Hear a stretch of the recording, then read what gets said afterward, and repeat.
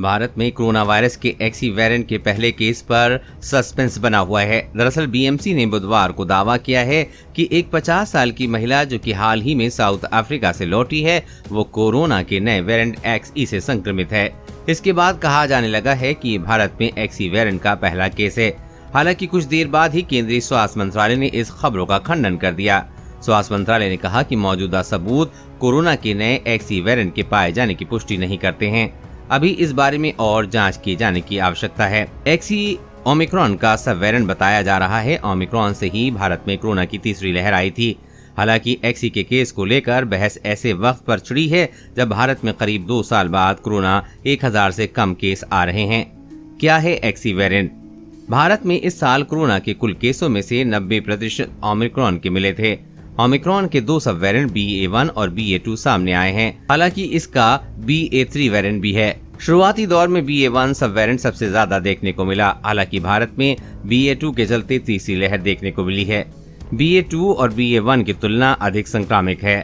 हालांकि ये ज्यादा खतरनाक नहीं रहा।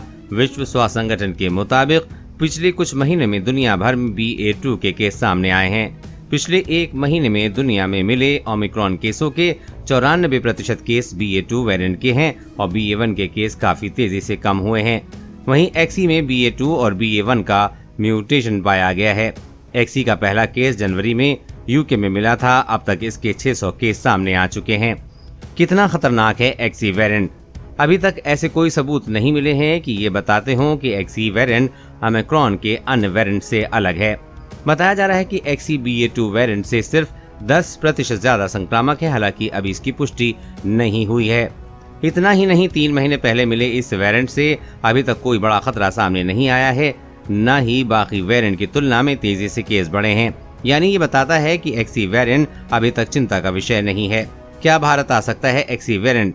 अगर भारत में एक्सी वेरिएंट के केस की पुष्टि होती है तो ये चौंकाने वाली बात नहीं है, क्योंकि भारत ने लगभग सभी देशों से यात्रा संबंधी प्रतिबंध हटा लिए हैं। ऐसे में विदेशी यात्री भारत आ रहे हैं, जबकि भारत के नागरिक अन्य देशों में जा रहे हैं।